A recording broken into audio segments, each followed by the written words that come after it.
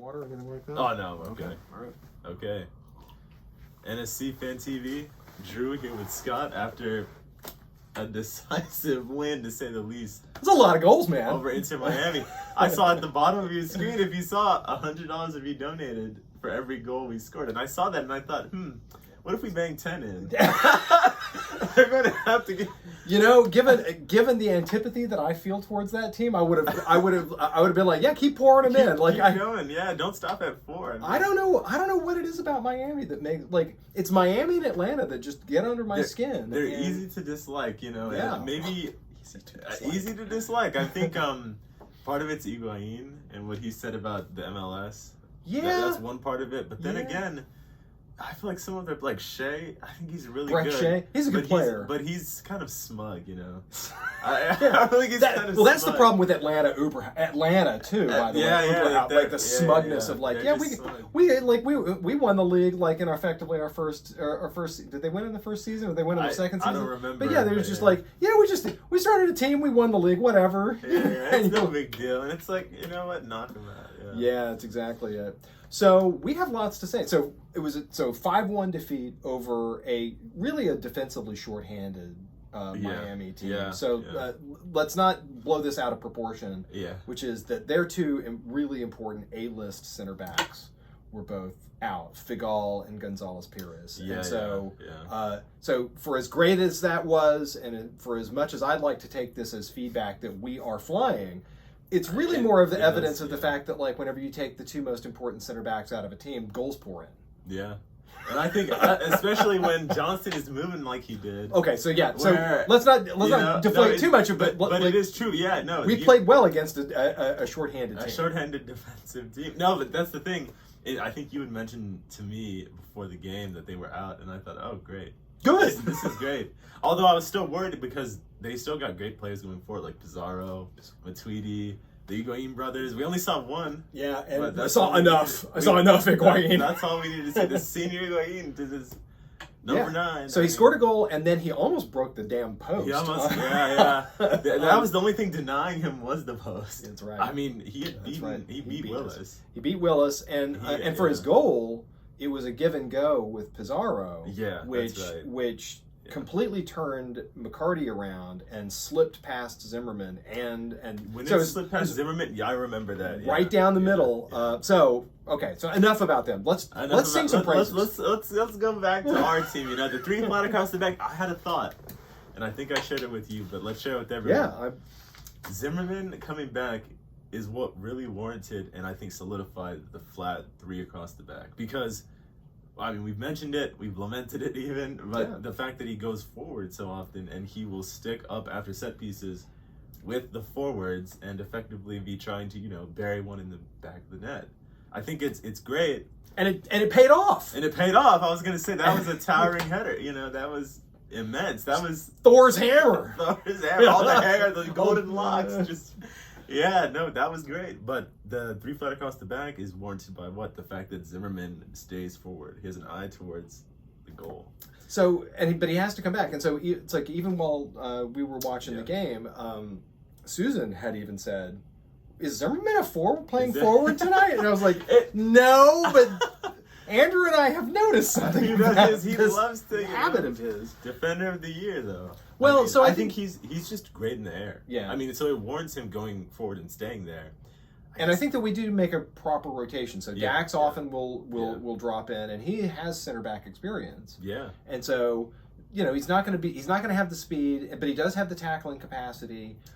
He's got the wit, I think, to know what's happening in the game at any given moment too. So I think he sees things and has a good sense of danger. Right. Unlike some other players, but we'll get to that. We'll get to that in a little while. Right. We're already on record with some of that. So Zimmerman's header. So listen, and you wanted to talk about Johnston. Johnston's movement was insane. I mean, if you watch so hard. He worked so hard. I mean, Canada, right? Canada. The goal was the icing on the cake, but the assist was insane. I mean, his movement on that ball. Yeah. And like in that little right wing was insane. I mean, he put it in, he saw where the defenders were going, and he went exactly where he needed to be and exactly where they thought he wouldn't go. And it meant that he could get it right back to Mukhtar. I mean, it was insane. Right. And so one of the great things about that is that he creates and so in one case he created the space by directing Liao. Yeah, and so one of them was that he was running forward. Liao had his eyes on him, and he did this. He was like, pass it behind me. Dex is open because I ran and pulled him. I saw that. And perfect. And then it came back to him, and then he dropped it over. Yeah. And that was one of the Mukhtar goals.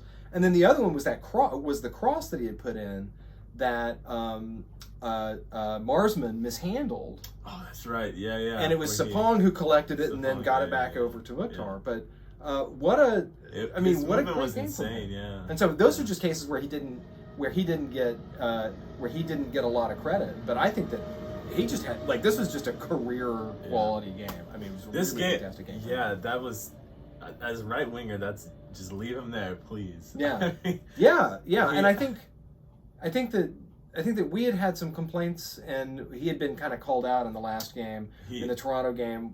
I remember that. Yeah, they were running an onside trap, and he was a beat late, and he held the line too far deep for the first goal. And I think that there might have been a case where he was kind of feeling some pressure because of that.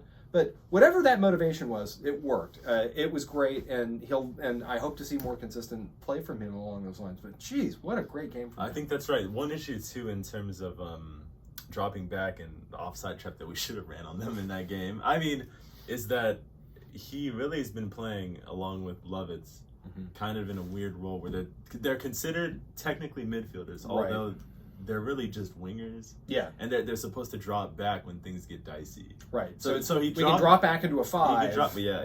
In the back if necessary. But their job is just to run the wings. I mean, that's really it. And I think Johnston did it that game. It's just in the Toronto game, they were doing that kind of weird science with Lovitz playing in front of him. That's exactly the weird part. That is what confused me. And I'm not sure he knew what was happening either. That may be the case. I don't want to defend the not. I think that being a beat late on an offside trap is not world-shatteringly bad news. No, right? That doesn't mean that you got beat. That doesn't mean it just means that you were a beat late on that. Yeah. But I do think that we just played fantastic ball when we've got those two, Lovitz and Johnston, playing on the outside, running their asses off, and doing creative stuff, and dropping back to a 5 in the back whenever things get crazy. I think that that's a great setup. The issue is finding a reliable 3 in the back. And as we mentioned, Zimmerman's eye forward at times doesn't help. Sometimes it's great, but but Zimmerman and Romney, and then what's that third? Is it Anibaba? Is it Mayer? Could it be Castellanos? I was worried about Mayer that game, though. I have to say, I think it was in the first half. He had a really bad pass back. I think it was actually a lateral pass, now that I remember. I want to say it was to Dax, but he flubbed it, and I think it was Pizarro who got on it. I'd have to look back at the highlight reel, but I thought sounds like the kind of thing that Pizarro would do. Jump on something like that. Yeah, perfect, right? But that worried me. I don't think that was Mayer's greatest game, but that's neither here nor there. So I think that, I think that overall, I think the back 3 played admirably well. Yeah. I think that Higuain maybe had 3 great chances. One was a goal, one was a post, and then one was just slightly wide. And look, he's a high quality. He's an A-class forward. Holding him to 3, maybe 3.5 chances is pretty good. It was the fact that Pizarro was I don't think that he had a good game at all. I think that's right. I think that he had the assist. Usually he's more creative too. Yeah, he had the assist with Higuain, but for the most part he was silent. But then even that was mostly Higuain. Yeah. If you ask me about that chance being created, and there's a reason why they call it a wall pass. Yeah, that's pretty funny. But also, I think he might have just done that out of spite. Interesting. He had to get a consolation goal. He did. He was looking like a man possessed. He's a dang shark. He was mad. Yeah, he was getting beat when he's on the team, and that shouldn't happen, right? So the takeaway is that you're thinking that this 3-4-3 is working.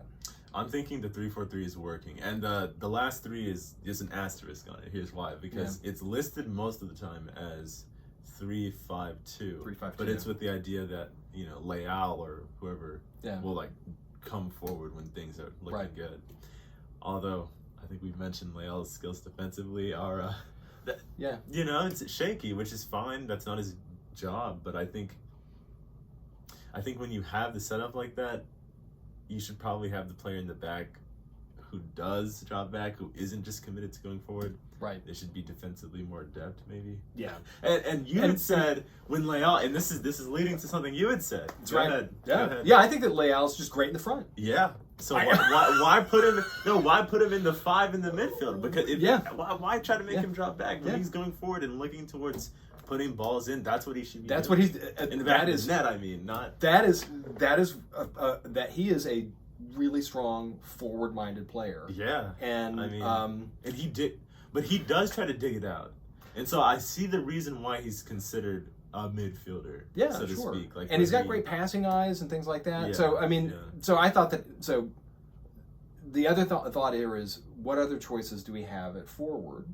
And I think that if the players that we think that can play in that position consistently play the way that we think that they can, I think maybe have more upsides with them than Leal in that position. I think that's right. Because Cadiz, he played for 20 minutes, and I think that everything he did was positive. Yeah. And his assist to Johnston, despite the fact he was not offside. I was going to say that. He was a mile ahead of the defense, but he was not offside when that ball was played. Offside. And so maybe he's had some. Maybe. Honestly, maybe Gary since said, we've got to get you on the side. Like you're creating some chances. You just need to watch where their defenders are. And so 20 minutes was just enough for him to kind of get into the rhythm of the game and to make that contribution. Yeah. But speaking of subs, though, if I can interrupt. Yeah, that's all I had to say. We both had thoughts on this. Why weren't there subs earlier when we were so far ahead and we've got another game in a few days? Yeah. Why were there not subs earlier? And given how chippy that game was they were mad. Kind of coming up in the chippiness, and they were frustrated. Yeah, their skipper got sent off for recklessness. And he didn't need. He just tried. What did he try to do? What exactly was that? Zimmerman down. Maybe it was a little bit of drama. I mean, there was a little bit of theater, soccer theater. But you know what? He was already on a yellow. He's already on a yellow, and he's playing like that. And when I saw at first, I thought, is that a little harsh? But then I saw the replay, and I thought, you don't need to. You're on a yellow. He's on a yellow. I mean, that's. And there'd been plenty of other cases where, I mean, maybe that wasn't the worst of the fouls that he committed, but he had a lot of just cases where he was just clashing into folks. Yeah, reckless play. I mean, and so, but the crux of this point was Mukhtar. Yeah, Danny Mukhtar. So he had a great game. Where do I even start? And played fantastically. But as we were approaching about the 65th minute, my thought was, things are getting chippy. We've got a game in 4 days. Why is the guy who runs so much in the front for us still out there whenever he's really just collecting slings and arrows, man? I mean, he is taking a lot. He got his ankle stomped on. Yeah. I mean, and now I don't know the report on his health at this point. We're still waiting for it, so it hasn't been reported to the Tennessean yet. I mean, but he got stomped on, and he might have rolled it, Yeah, it looked bad. It looked really bad. At first I thought, wait, no, get up, hold on. But then I saw the replay, and I was like, you even texted me. It was like, hey, Mukhtar, get up! Please get up! Oh, please! Man. But no, he got stomped on bad. He was immediately signaling taking him out because he knew. And so, and when a player like Mukhtar is saying "take me off," it's serious. It's serious. Yeah. So there was a little bit of anxiety that I had as this was kind of building, and even before, especially before this, but then especially afterwards, I was like, look, we need to identify players that need some rest, that don't need to play even another 15 more minutes, that just need to get off and cool their heels. And looking developmentally, why would you not want Loba in for more time as his fitness gets a little better? I agree. Right? Or and even, it wasn't even a crazy hot night there. Yeah, and so, if not even Loba. I mean, Hackinson did end up coming on, but why not do that earlier? I guess. I mean, he was on a brace. Gary Smith, I don't think he was sitting waiting for the hat trick. Was he waiting for a hat trick? I don't think he was. Maybe he was, and I'm just. So I mean, I could see the strategy with this, which is like, well, you know what, let's let tonight kind of be a kind of a highlight reel occasion for this player, maybe. Those can be good, and maybe he was hungry for it. Okay, you know, so, maybe, but at the same time, I'm thinking we need to look to the end. Yeah, right. And I don't think that stuff. I just don't think that stuff's on Gary. Maybe that thought is one that is more a fan's perspective. I just don't think I don't think that Smith had that thought in his mind. Maybe his thought was Mukhtar's hot. Mukhtar's hot. On fire. Let's just like pull instead of being like, hey, you're hot, we're gonna pull you so you let him stay hungry. Let him keep feeding. Let him keep going. Yeah. Hey, you're on a roll. What he really can do when their defense is absolutely poor too. You're on a roll. Let's keep this rolling. I can see that, but then I'm also like, well, then why didn't you take Dax off? Yeah. So McCarty. Why didn't you take Dax off? I had a list where it's like, look, you don't need to use all three sub spots. I had a list in my head. It was like, I see 5 players that all need to get pulled. And they did all end up, like everyone who was on my list ended up coming off. The core midfielders and the 3 in the front all needed to get pulled, and we needed to do some development on other players, and that all happened. It ended up happening, but I think it could have happened earlier. I was thinking the half. I agree. The half hour mark, like 60 minutes. 60-minute mark. But Mukhtar and all that jazz happened just, I think, a hair after that, if I remember correctly. Right. So I mean, it ended up happening. And I think that Sapong ended up. So it was. It was Cadiz on for Sapong, right? Yeah, it was the MLS Mukhtar Leal Sapong. Really nice. Yeah, Tony husband. Yeah, Tony doesn't mention that. Yeah. So and then Leal was replaced by. I'm not. Well, actually, I had it all written down. So give me 2 seconds. So Hackinson was for Mukhtar, right? So Hackinton's for Godoy. Oh, that's for Godoy. Anunga for McCarty. Loba for Leal, Muil for Mukhtar. Muil for Mukhtar, that's right. Because I mentioned that because he came on, he had steam, he did hustle, but then he shot wide. Boy, but his hustle was great. hustle. So he's just that player. He created that goal. He created that goal chance for himself. But then he just went wide. Yeah. So he's got the hustle, but clinically that was a bit off. Not good. So I have one other thing. So we have Cadiz's thing. So keeping players on too long. What about? So let's talk a little bit about the sort of take a moment to appreciate the solidity of Joe Willis's goalkeeping, because last night we got to see what happens when a goalkeeper is on a slide. Yeah, I don't know why Marsman had a really bad game against New York Red Bulls, and that dude is snake bit now. Yeah. Like I don't know what they're gonna do with the goalkeeper situation. Do you put a goalkeeper who's spilled so many balls back at offenses on like that? That was ridiculous. If I was Neville, I don't know what I would do. That dude is. No, he absolutely flubbed that. He looked like a man cursed. It looked like it looked like he rubbed butter all over his gloves, and he just made sure every time he needed to grab the ball or catch it, he would just let it slip. Yeah, it's exactly. It's like he ate Texas toast at halftime with his gloves on. And then made sure he rubbed some butter on his boots too, because then he slid. Like when he went to get the ball, he first he couldn't catch it. Then he slid forward, and now he's like, 2 yards out from the goal. Crazy crawl at the ball, which I guess with the Mukhtar goal, this was the one that they got popped back over, this was the one that hold on, what?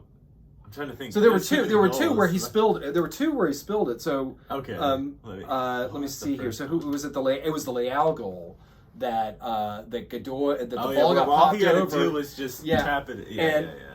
So Godoy kind of he's rumbling around on his hands and knees, and Godoy's just like get. I can clip this over you. Yeah, just clinical. So less about piling on about him. I didn't want to do that. Well, but this was just a comparative point, which is that like, look, cursed. I mean, you see a case where a goalkeeper, right, has the look of just someone who's been cursed, who's like had some sort of like terrible thing happen to him, and now can't get it out of his head, and it just keeps happening. Every time he needs to perform, he just flubs it, or he just and Joe's had some bad moments. Like don't get me wrong. Don't get me wrong. He's had some bad moments, but he fixes it.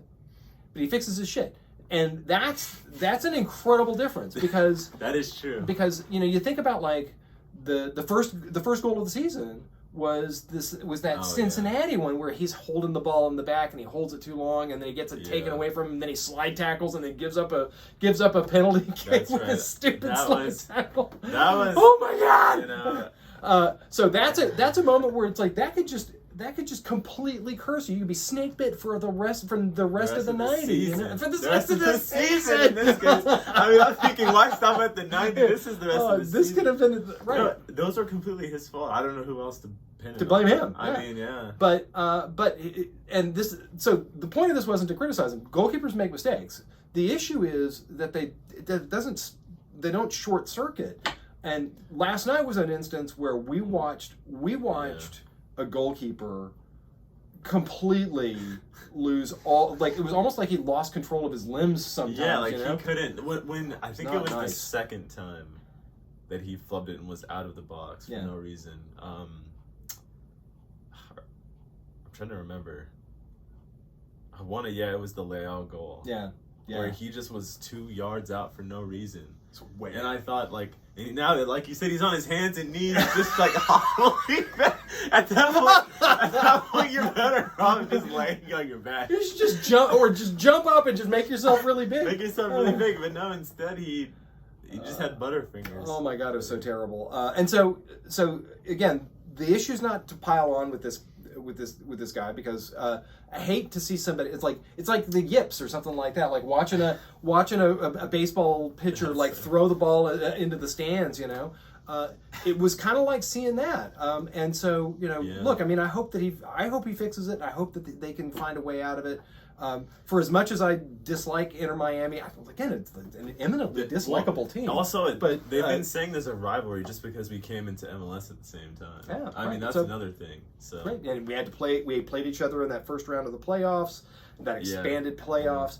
So look, I mean, I don't wish any particular player ill except for maybe Higuain.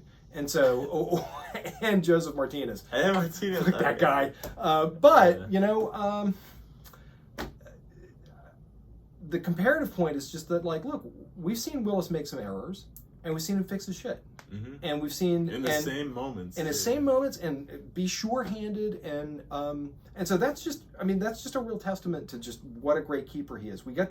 We saw last night someone completely fall apart after he makes an error, and that's not what Joe does. I don't know what it is, but he keeps it cool. He does. I mean, I think being able to keep it cool is maybe one of the top traits of a goalkeeper. There's all this talk about the modern keeper and how they need to be good with their feet, and they can't just hold the line against a shot. They need to come out and they need to punch the ball more, and they need to direct traffic so that they can have like 10 and a half field players model, right? It's like that Ederson. You're always looking to get the ball up, and you often play it out of the back. You try to So there's and then there's the traditional keeper who holds the line. You know what?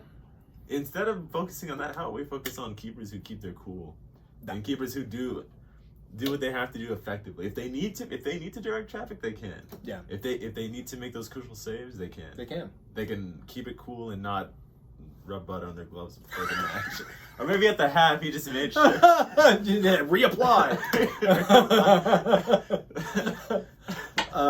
So I think that's all I had to say about last night. Well, let me think. Okay. I think. Yeah, that's all I got. Okay. I feel bad for Neville. I really do. You think he's on the hot seat?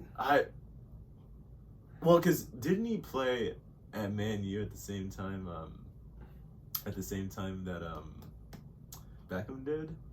Maybe I want to say there was. I want to say there was a slight bit of overlap. That seems right. Yeah, I mean that's kind of that roughly late '90s, early aughts. Yeah, I'm thinking maybe I wonder if there isn't like the equivalent of nepotism there. I don't know. Maybe Manuism. Manuism. Yeah, I don't know. I mean, it's hard to say. Well, look, I mean he did great work with the England women's team. He's got a good track record. They made the playoffs last year. Yeah. You know, this is so at the very least with this game, they had won 4 and then now they've lost 2. Now 2 really bad losses. And this one especially. This one, I think that they can put a little asterisk in it because again, if I were at Inter, my response would be, this is what happens when our 2 center backs are out, and so as a consequence, we have to either develop more defensive players, and we have to make sure that our players are managing themselves appropriately. And think about it too in terms of what it would look like for us had we don't know if Mokhtar's hurt or not, but Mokhtar being possibly injured, other forwards, what would we do? Yeah. I mean, we would have Cadiz and Loba starting, which we've not seen yet. So maybe this has to do with the fact that these are both teams that just came up. Yeah. And they haven't had the time to develop really a roster with depth, or maybe it's something else. I don't know. But the reality is that whenever you lose your 2 most important, most regularly playing center backs, your defense isn't going to be great. And so I don't think that this game puts him in danger. I think that if they lose another one bad like this, it would be. I kind of like him as a character, but I'm just I don't know if he's working that well at Inter. So I just hope they continue to stay. Like, I mean, on the one hand, this is kind of like with the Gabriel Heinze at Atlanta. It was like, look, he made a mess of that place, and he alienated Joseph Martinez, and they played like garbage. And whenever Madeline and whenever I went to Atlanta for the away game, I was like, I really wish that you guys kept Gabriel Heinze as your coach because you were terrible with him. Well, and then too, that's when coaches alienate players, it's never good. Yeah, I mean, that's the first sign that you've honestly lost the dressing room, honestly. Right. Honestly. That you alienate stars, especially divas, and then... Well, this is the problem, was the diva casting the long shadow over the locker room, too. Yeah. You lose the diva, you lose the locker room. But in any case, that's all I've got now. Okay. That was it. All right. NSC Fan TV.